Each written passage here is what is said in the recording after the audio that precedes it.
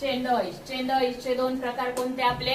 Active voice आणि passive voice. पुढे active voice आहे, कसं ओळखायचं? वाक्याची सुरुवात कशाने होते? कर्त्याने होते, म्हणजेच सब्जेक्टने होते. पॅसिव्ह व्हॉइस कसं ओळखतो? वाक्यामध्ये काय येतं? तुमच्या बाय येतं, किंवा वाक्याची सुरुवात कशाने होती? तुमच्या ऑब्जेक्टने होते.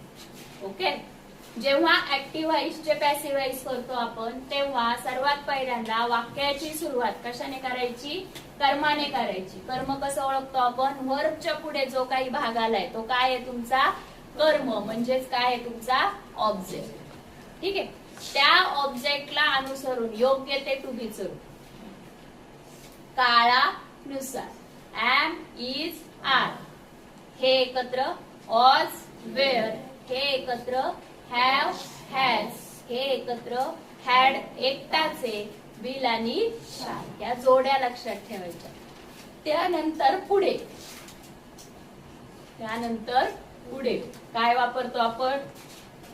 बी, बीन किंवा बीन गरज असेल तर. विल शाल असेल ऍक्टिव्ह व्हॉइसच्या वाक्यामध्ये तर विल काय वापरतो आपण? बी वापरतो. जर हॅव, हॅज, हॅड असेल तर बीन वापरतो. एम, इज, आर, वॉज आणि वेअर असेल तर काय वापरतो? बीन. झालं. त्याच्यानंतर पुढे क्रियापदाचं कितवं रूप वापरतो? तिसरं. त्याच्यानंतर पुढे बाय. त्याच्यानंतर कर्त्याची द्वितीया. परंतु कर्ता जर नामात असेल तर ते आपण आहे तसंच ठेवू. समजलं? त्यामध्ये कोणताही बदल करत नाही. ओके. कोणाला काय प्रॉब्लेम? घ्या पटकन.